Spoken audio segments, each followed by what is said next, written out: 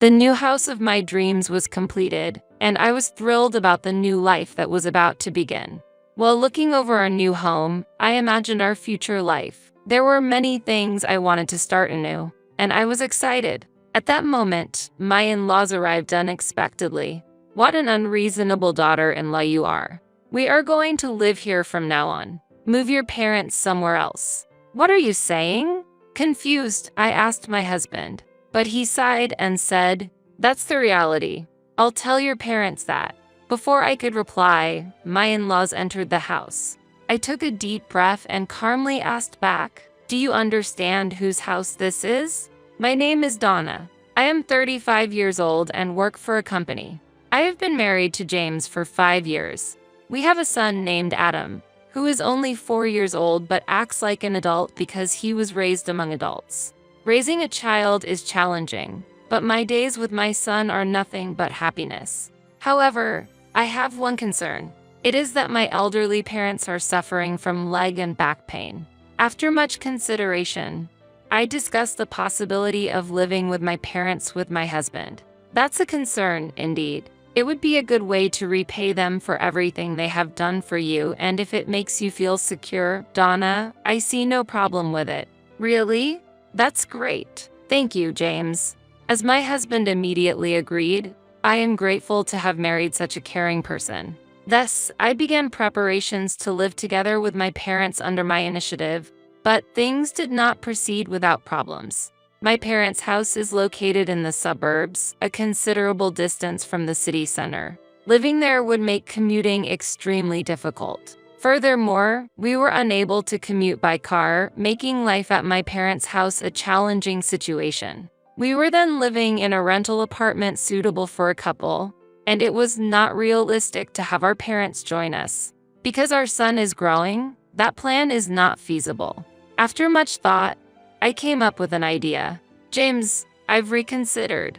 How about we build a new, larger house? Perhaps now is the time to be bold in our actions." Upon hearing the proposal, my husband immediately agreed. "That's a great idea. Let's build a comfortable house and live there together." With my husband's approval, we began preparing for the new house. First, we contacted my parents. When we talked, my parents reacted awkwardly. "We don't want to be a burden to you and your family, Donna. As Adam grows, our current home will eventually feel too small, and considering the future, now is the right time to build a house." I said this to my hesitating father. Once they understood that we weren't just being considerate, my parents finally agreed. I felt relieved seeing my parents feeling relieved and happy. After that, though we were busy, my husband and I visited the real estate agent several times. When thinking about location, having a hospital nearby would be convenient for my parents, and being close to a train station would be ideal for work. Considering my parents' mobility issues, a barrier-free environment was recommended, and following this advice, we reviewed several options and had many meetings. When I asked my parents if they had any preferences, they said, "As long as we are with you and your family, that's enough, Donna." Without leaving everything to me, my husband also made various suggestions, and the plan progressed smoothly. As the planning became more concrete, my excitement grew. Using ideas from my husband, suggestions from the real estate agent, and information from the internet, all the preparations were eventually completed. Then, I placed the orders with the contractors.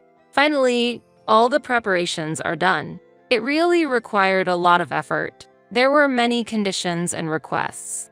Preparing while working was really tough. It was good that James's advice was so helpful. We were exhausted from preparing almost without any rest, but we were filled with a sense of accomplishment. Thanks to our efforts and time, we managed to get an ideal layout and location. Now, all that was left was to wait for it to be completed. Although it took time, just thinking about our new home made me excited and boosted my motivation at work. During those exciting days, my in-laws, having heard about the new house plans, frequently contacted us. "It's been a while. I heard from James that you are building a new house. Is that true?" "Yes, that's right. It's scheduled to be completed by the end of the year." "Oh, that's exciting. James has become so respectable, and we are so happy. We'd love to hear more about the new house, so if you have time, please come visit us. Eh? Oh, okay. That was the phone call from my mother-in-law. Amidst our busy schedule, we had been delaying visiting my husband's parents, so we decided to visit them over the weekend immediately. My in-laws welcomed us warmly. Building a house is hard, but it's a fun experience. A home of your own is a dream come true. Congratulations. My father-in-law was as happy as if it were his own achievement. I was moved and smiled. Thank you. It was certainly tough, but we are really looking forward to it. I want it to be completed soon, but I'm worried about mistakes, yet I'm thrilled about the new house. We were always excited and talked cheerfully. By the way, what's the layout like? Suddenly curious, my mother-in-law asked, clapping her hands, so I showed the floor plan saved on my smartphone to my in-laws. Whoa, it's quite a big house, isn't it? The number of rooms might be too many for just the two of you, right? My mother-in-law and father-in-law commented. We're considering living with Donna's parents. We also planned it to be spacious in case we have another child in the future. My husband replied. Surprised, my in-laws asked, "You're going to live with Donna's parents?" Yes, that's right. Donna's parents have been getting weaker, so we decided to live together. That's why we decided to buy a new house. I see, living together. While James was explaining in detail, I noticed a change in the attitude of my father-in-law and mother-in-law.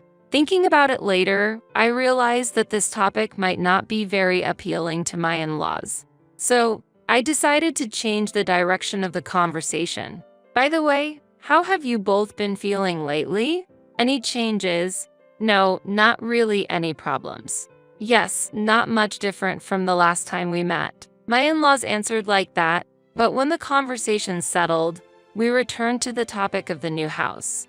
But I want to know more about the new house. Which room will Donna's parents use? We're thinking about this area here. James, unaware of the change in my in-laws, answered honestly. However, when we talked about planning to live with my parents, my in-laws showed a notably displeased appearance. They seemed to be dissatisfied with us prioritizing my parents. I felt a bit hesitant too, but there is no doubt that I prioritize my parents. The main reason for building the house is for my parents, and I hope they will understand that someday. However, it became clear that my in-laws were not that gracious. As time passed, the house steadily approached completion. Every time I visited the construction site, I eagerly awaited its completion while also spending busy moments paying attention to the details. My parents also visited the site several times, and I could see them filled with joy. Doing something for my family makes me realize again how rewarding it is for me, too. However, there was one thing that worried me. It is the fact that recently James has been keeping close contact with his parents. He has started visiting his parents' home every weekend. James, are you going to your parents' house this weekend too? Yes, I am. You've been visiting more often recently. I'm trying to be a good son like you, Donna. Now that our new house's preparations have settled down, I should show my face during the holidays.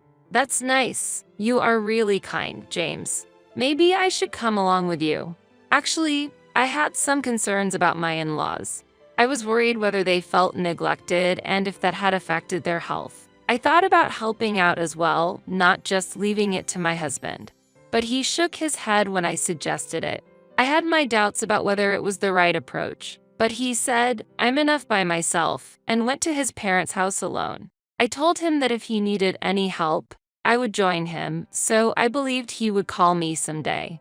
I sent him off that day. Finally, our new house was completed, and the moving day arrived. We loaded our things into the car and headed to our new home. The new house was more beautiful and grand than I imagined. I was so moved that I gasped. The new house of my dreams was completed, and I was thrilled about the new life that was about to begin.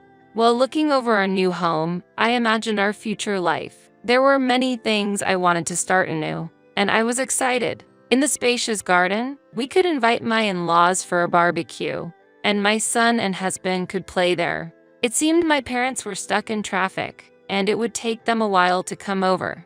You go ahead and wait inside. James suggested that, but I wanted to enter the house together with them.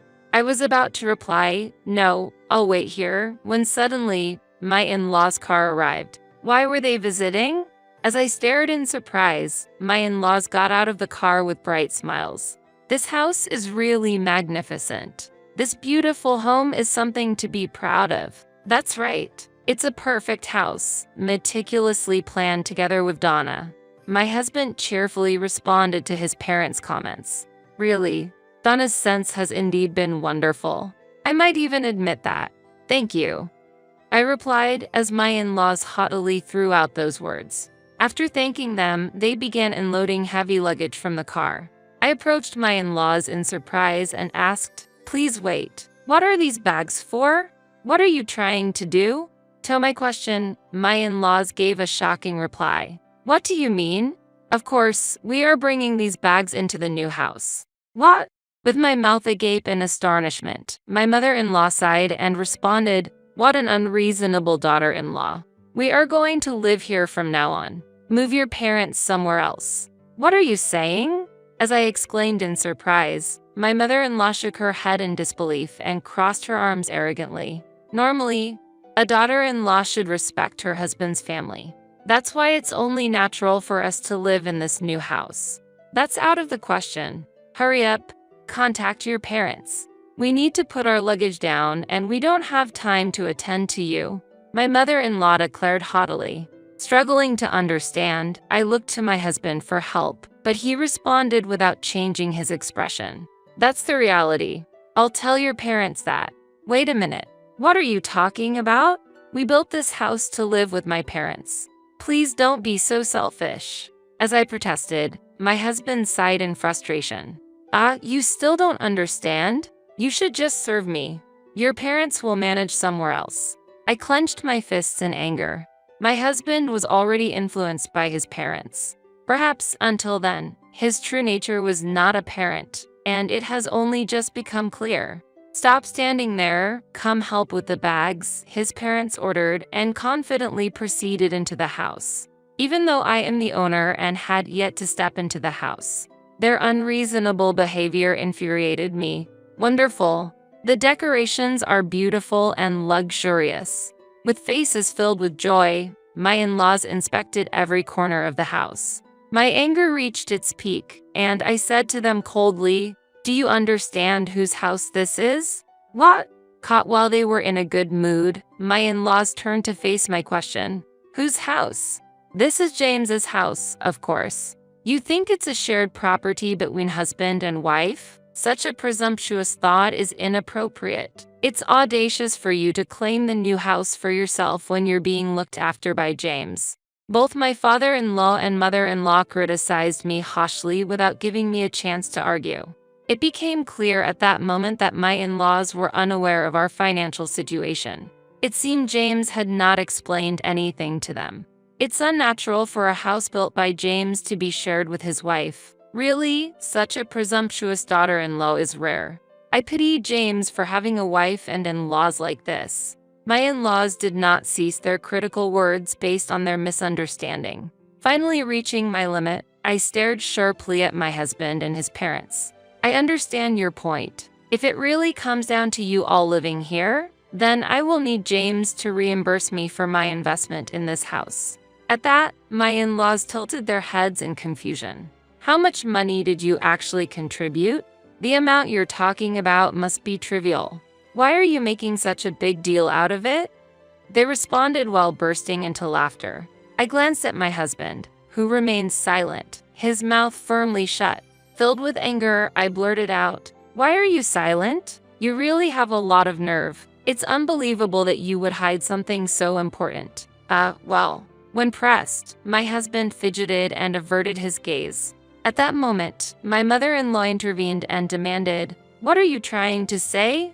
My husband looked pale with fear. Realizing I couldn't expect an explanation from him, I decided to clarify myself. In fact, the funds for purchasing this house were all paid from my savings. Therefore, this house is technically mine. As I revealed this, I saw my husband's pale face.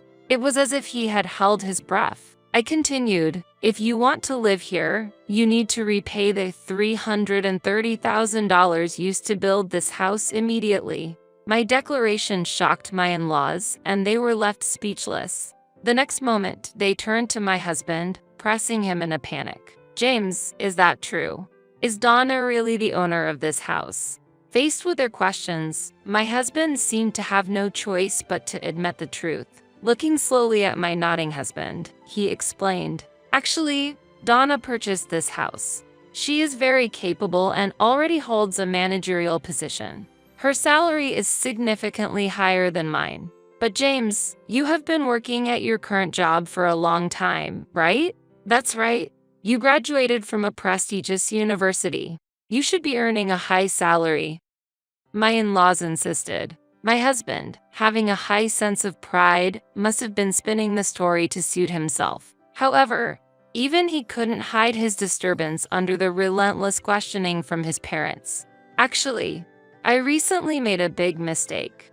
I almost got fired, and my salary dropped to the level of a new graduate." My husband finally confessed everything. Shocked by this revelation, his parents were left speechless. "I can't believe that James would end up like this." When my mother-in-law murmured that softly, my in-laws quickly ran over to me, their previous rude behavior seeming like a lie, and they apologized profusely. "Donna, we are truly sorry for what we said earlier," my in-laws said. "Please, we apologize. Could you possibly allow us to stay here?" They continued, "What?" As I looked at them sternly, they both pleaded at once. Seeing this, my husband also became desperate and pleaded, "Please, it was wrong of me not to explain. Can you forgive us and allow us to live here?" Responding with a calm voice beyond anger, I said, "No matter what you say now, I cannot forgive you. This house was purchased to live with my parents. If that cannot be fulfilled, there was no point in buying it. If you insist on staying here, you must immediately pay $330,000. How can we possibly come up with such a huge sum?" My in-laws responded, "Then you must leave." I stated firmly. When I refused, my in-laws began to cry and clung to me. "Please don't say such things. We've sold our home and have nowhere else to go.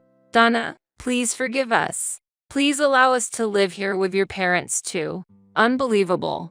A household where a couple lives with both sets of parents is unheard of. No matter the reason, it's impossible. If you've sold your house, you should use the proceeds to find another place to live. As I declared this while looking down on them, they began to cry simultaneously. My father-in-law pleaded with a trembling voice, "To tell the truth, I've recently made huge debts through investments and gambling. We've used up the proceeds from the sold house and the retirement money, and now we have absolutely nothing left." "What?" "We're retired, can't find work, and my wife has never worked outside the home. You're all we have left, Donna." Their expectations were clear, but this situation stemmed entirely from my father-in-law's actions and has nothing to do with me. "You should rely on your proud son. I have no obligation to support you financially, so unfortunately, I cannot help. However, we are legally a family. Remember that. Regrettably, it is impossible to continue living with disrespectful parents and a husband who neither prevents illegal occupation of my property nor stops demanding it. Therefore, I have decided to divorce James." At my firm declaration, my husband weakly pleaded, "Wait a minute. Divorce isn't something you can just decide like that. Please, don't say such things, Donna. I'm sorry, but I've reached my limit. Please leave this house immediately." Faced with the possibility of divorce, my husband was clearly shaken and, along with his parents, repeatedly pleaded, but my decision was firm. I cannot tolerate them staying in our house without permission for an extended period. If you continue to stay, I will call the police. My firm declaration made my in-laws choose to leave the house hastily. Nevertheless, my husband argued, "Legally, I am still your husband and have a right to reside here, but I could not accept his claim. If you continue to stay here, I am prepared to take legal action and have you removed. Are you really okay with that?" During this conversation, our son, who had been napping, woke up and entered the room. Then he unexpectedly said, "If it goes to court, Dad will be in a really tough situation." Hearing our son's innocent remark, my husband must have felt even more anxiety and desperation. Already at risk of being fired due to mistakes at work, the potential of getting involved in a legal battle greatly increases his chances of dismissal. Quickly grasping this harsh reality, my husband, with a pained expression, hurriedly gathered his belongings and quietly left the house. Just after that, my parents arrived for a visit. Noticing that my husband was nowhere to be seen, my parents were initially shocked. As I explained everything that had happened, they gradually showed warm smiles and expressed their gratitude. "You've stood up so strongly for yourself. Thank you. We're proud of you. You are a wonderful daughter," they said. Hearing their words, I felt a release from the anxiety I had been carrying for a long time and finally regained peace of mind. I had hoped that my husband would understand and accept the situation, but that was a wish unfulfilled. Perhaps escaping from a family that belittled me before things escalated further was actually a stroke of good fortune. The in-laws who had insulted me called repeatedly a week after I drove them out, but I decided not to respond to any of their attempts. According to some information, after losing their home, my in-laws are barely surviving in a poor-quality apartment. Eventually, my relationship with my husband officially ended and the divorce was finalized. Due to his workplace failures, he was transferred to a different region and is now living a challenging new life. Meanwhile, every time I see my parents enjoying the sunshine in the spacious garden of our new home, I feel truly happy. Although things didn't turn out as planned, we are leading a peaceful and joyful life in this beautiful house. As a single mother starting a new life, I am convinced that raising my child in this stress-free environment is far better than the co-parenting I previously endured with my ex-husband. I am committed to doing everything I can until the day my son grows into a fine adult.